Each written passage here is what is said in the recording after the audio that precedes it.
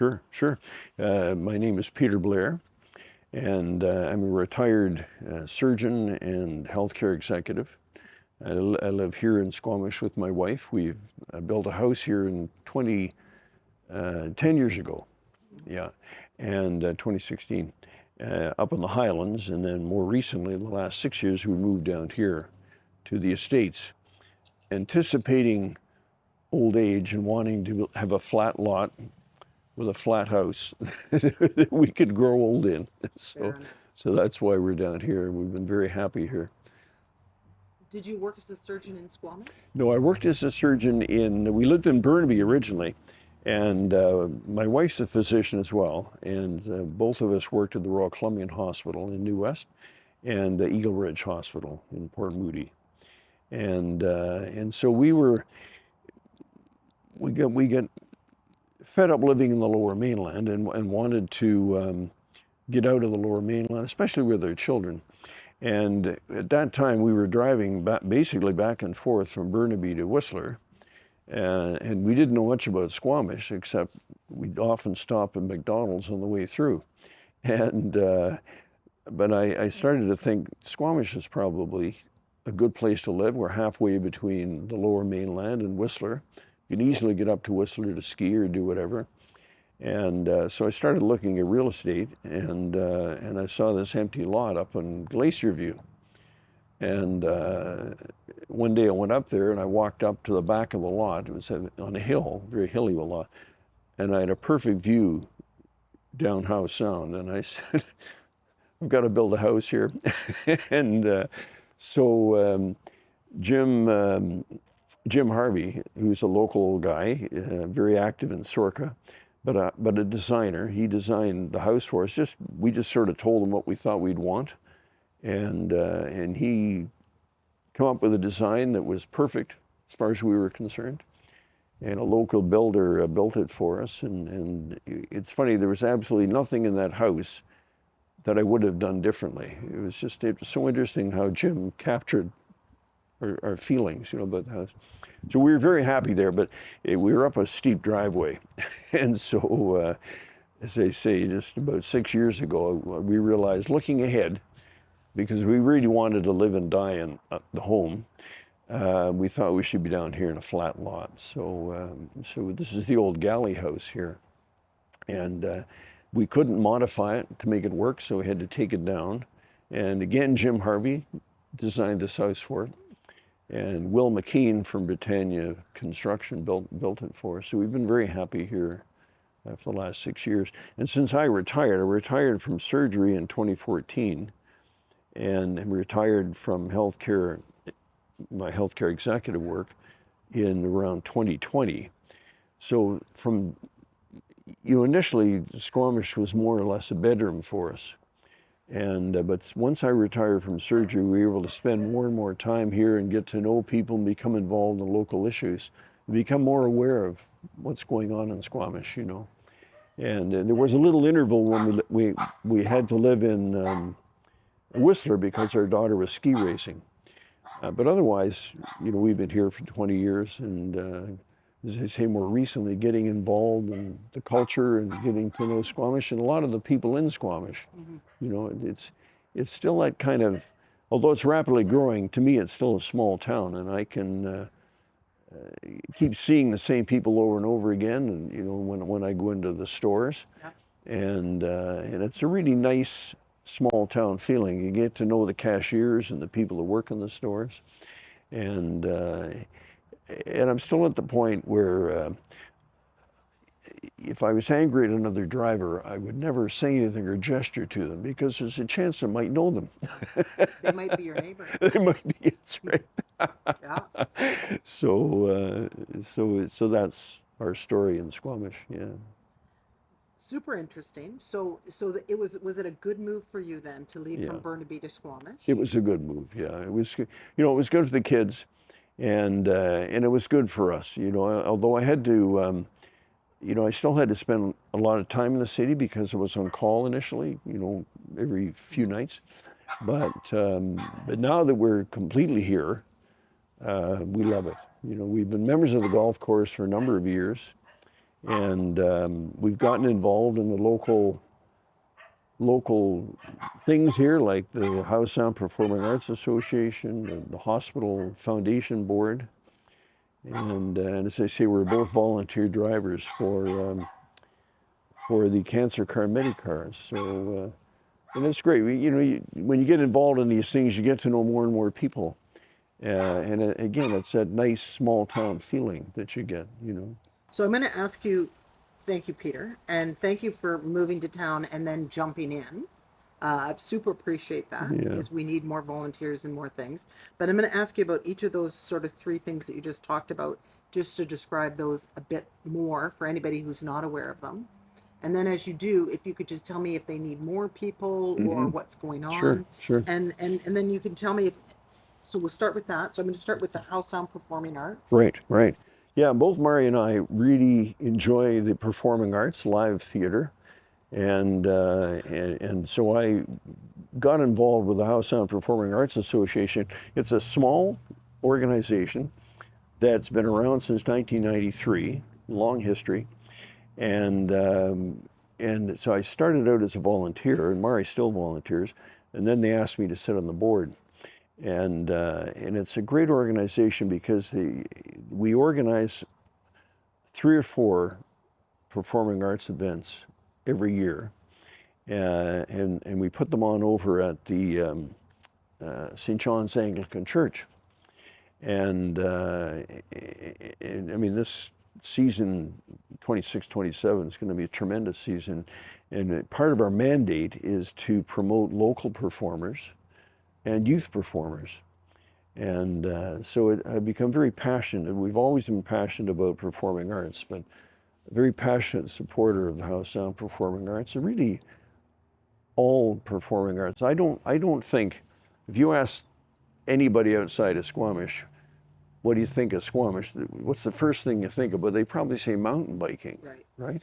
And maybe rock climbing. And very few people would mention the performing arts. But when you look at the work we do in Howe Sound Performing Arts, when you look at BAG and Act Alive and all the dance group that are here, we have such a vibrant performing arts community. And we're very passionate about supporting that. So that's where we're at with that. And are they looking for volunteers, or what does that organization Sure. The Howe Sound Performing Arts Association is always looking for volunteers. And I can't speak for BAG or for Act Alive, but we invite people to get involved. And if you're asking me, am I looking for people, I would say one of my other interests is the Sea to Sky Singers, which is a community choir. And we're always looking for volunteers for that, particularly male voices. So out of 60 odd people in the choir, there only are about 6 or 7 men. So we're always looking for male voices. Okay, well, let's talk about the choir. Yeah. If I wanted to get involved, do I need to be able to sing? Do I need what's the requirements? If you're a passionate shower singer and you can carry a tune in a bucket, then I would consider having you come out in September and meeting the group and trying it out and see if you like it. And Veronica McPhee is our director, and she's incredibly talented and creative. And we have 2 sessions a year. So September we get together, we learn about 10 or 11 songs on a theme that she's come up with, and then we put on a concert in December, and then it starts all over again in January. Again, she's come up with another theme. She's so creative, and more songs for us to learn. And we put on a show in April, and it's incredibly rewarding. And she actually just submitted a tape of our performance, a couple of our songs, to the music festival. And we went all the way to the provincial music festival, and we came in 3rd. So, wow! Yeah, so we're quite pleased. Congratulations, that's great. Yeah, but it's really Veronica. She's amazing. Somebody worth interviewing, I would suggest. Yeah. I would agree. Yeah. So now, how much of a commitment is that one? Well, you know, once we start in September, we practice every Tuesday night, so that's a commitment, and we have to learn these songs and do our bit to learn the songs, and then in December, we put on a show at Hilltop, Shannon Falls, and Under One Roof, and then a Saturday night show and a Sunday afternoon show for the general public. So there's a lot of commitment toward the end, but it's a lot of fun. I mean, there's great fellowship and camaraderie. Learning, singing together is a wonderful thing to do, you know. So so it's very worthwhile. And do you need to try out for that? Like, is it possible that you wouldn't, they'd say, you know what, we'll take you on the piano instead? So what happens is everybody comes out who wants to join, and there's usually up to 10 new people. And Veronica takes them and basically tests their voice to see what range. You know, are they alto, or are they soprano, or are they tenor, or are they bass? And puts them in the appropriate section. Now, some people drop out because they can't, I think because they don't feel comfortable with the complexity of the pieces, this sort of thing maybe, and they feel discouraged about it. Veronica would rarely have to ask somebody to step down. Most people that join like singing, many of them have a background in music, and they usually are with us for the duration, you know. Well, that sounds just fantastic. Now, the next one would be the Hospital Foundation. Yeah. So what is your role with the Well, Hospital Foundation? yeah, I was interested in obviously in healthcare as a healthcare professional myself, and so I wanted to get involved in the local board. I was involved in the foundation of the Royal Columbian Hospital for a number of years, not on the board, but just actively trying to. My role then was to try and engage physicians on the medical staff to get involved with the foundation. So when I came here, I wanted to get involved with our own hospital foundation. So I'm on the board of the Squamish Hospital Foundation, and with a bunch of great people from all walks of life who have the same passion that I do to promote good health care in the Sea to Sky. And currently I'm the vice president, and in 2 years I'll be the president of the foundation. Congratulations. Yeah. And so is that rewarding work? Very rewarding week. And who and what are you looking for in that organization? Well, we have in our bylaws, we have up to 13 members on the board, and we're currently interviewing 2 people for the board to join the board in June at our AGM. And but yeah, from time to time we're looking for new people on the board, and obviously we want people that are passionate about healthcare. People who want to give back to the community, the usual things. But we're also looking for people come from different walks of life or different angles. It's very useful for us to have people with a business background, for instance, because of their connections in the community. And so really, as I say, a very diverse group that we have involved. What is one of the projects that the foundation is working on currently? Well, the big annual event is our charity golf tournament in September, and that's a lot of work. Our executive director is Sophie Moore, and she works tirelessly to achieve these things. And right now, the big project in the last few years, of course, has been the CT scan, which is now a reality. It's going to open up in the next few weeks. So we're very excited to have a CT scan here in Squamish.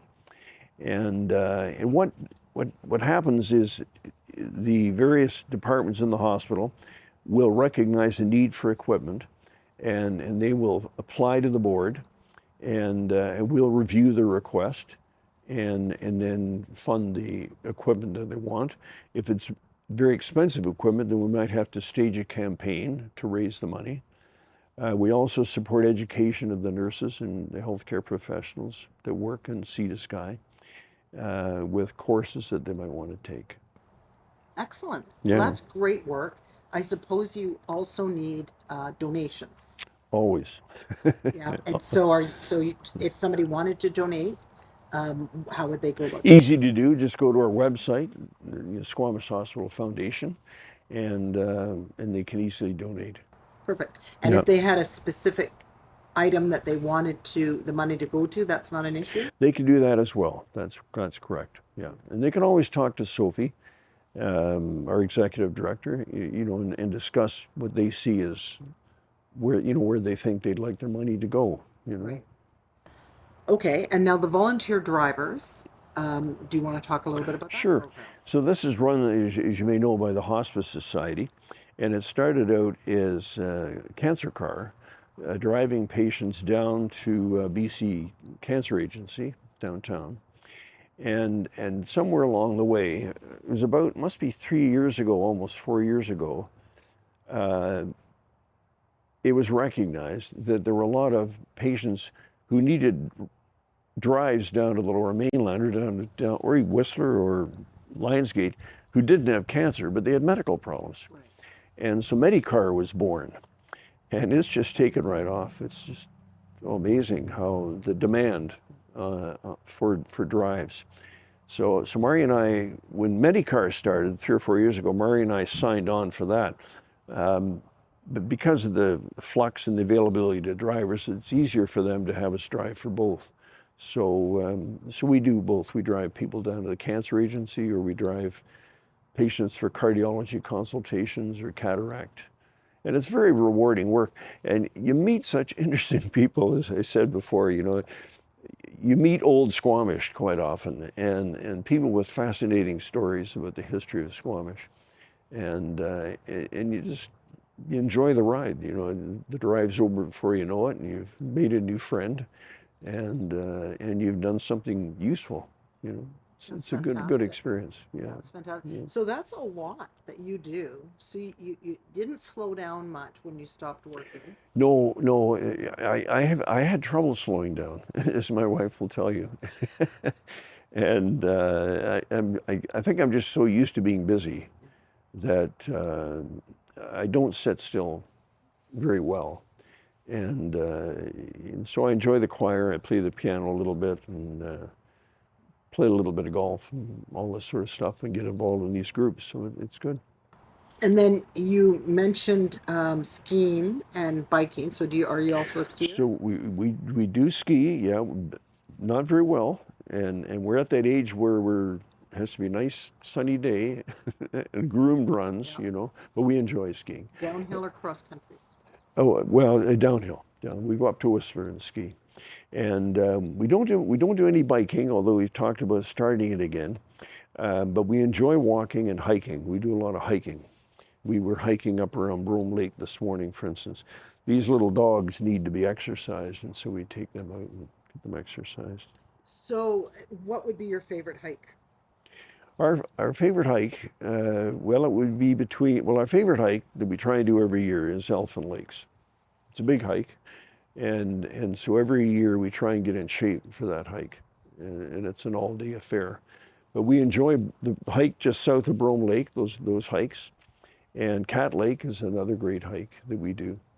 And then as I say, we try, once the snow's gone, we'll try and do Elephant Lakes as well.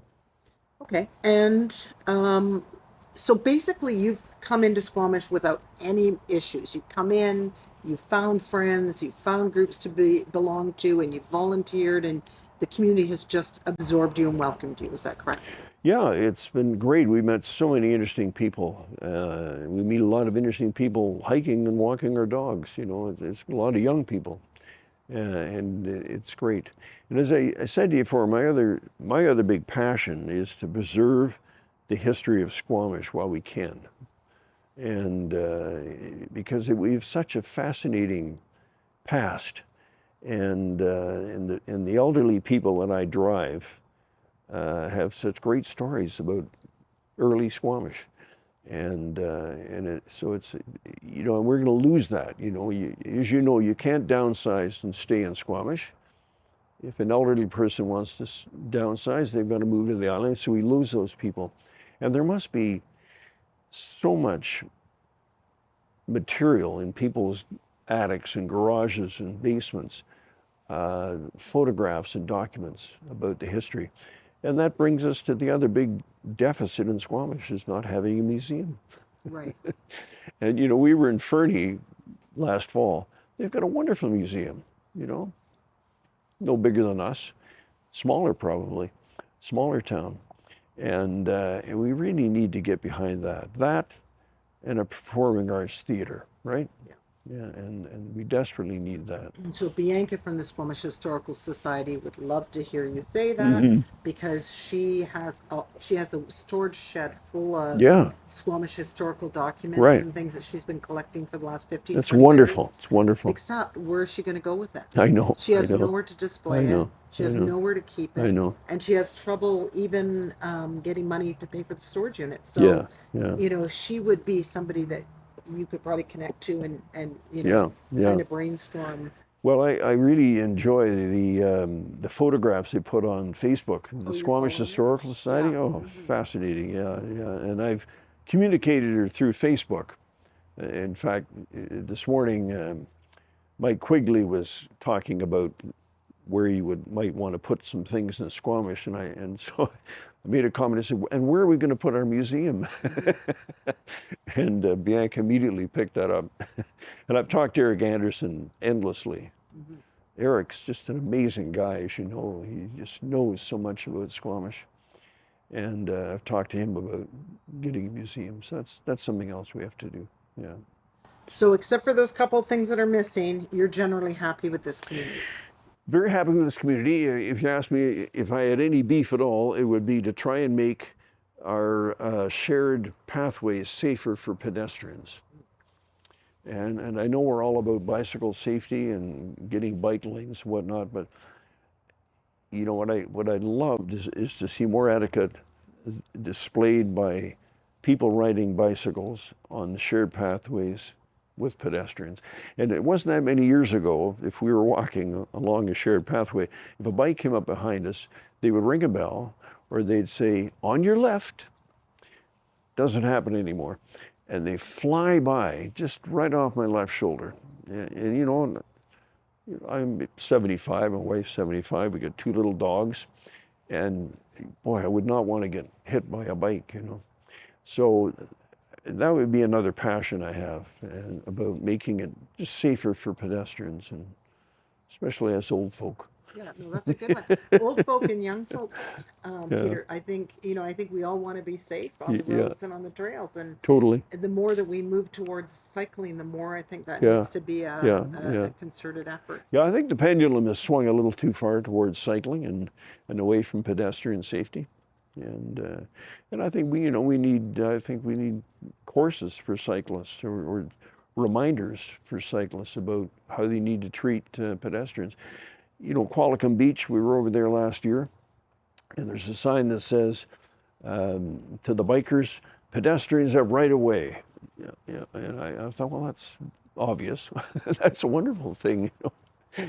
And I think there's a lot we could do to improve that. You know. That's a good idea. That's a great idea. Yeah. Do you have a favorite restaurant?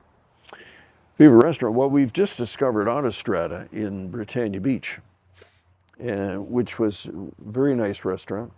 And and if for dessert, you can step next door and go to Kawartha Dairy for an ice cream cone. So that's a nice place. But in Squamish itself, we often enjoy the big brunch out at Watershed, at the Watershed. And that's a wonderful place to go. And of course, Fox and Oak is very dangerous place. I'm glad we don't live next door to Fox and Oak. And do you have a favorite neighborhood? I'd have to say the Estates is our favorite neighborhood. And, you know, it's going to change. It's right with the densification of this plan and whatnot. I know it's going to change. But this street is a quiet street because it's not really a through street. And we've got great neighbors. And what you love about the Estates is the maturity of the trees. We've got this wonderful ecosystem here we have bears and coyotes and skunks and raccoons and all running around, and it's beautiful trees, mature gardens, and we're enjoying it while it lasts. I know over the next 10 to 20 years it's probably going to change, but I would have to say this is my favorite neighborhood. Okay, any last comments about Squamish, or any wishes, anything that you'd like to, any wisdom that you'd like to impart on the community? You know, just to say it's a great community, and I know it's rapidly changing, and we have to accept that. And I think I would only hope that we can try and control the growth in some way to make some preservation of those neighborhoods and the trees in the neighborhoods and the gardens, and lots of green space for people, and not just focus on building hen houses all over the community.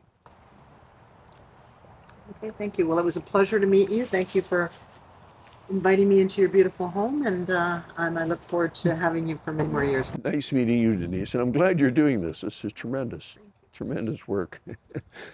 Yeah.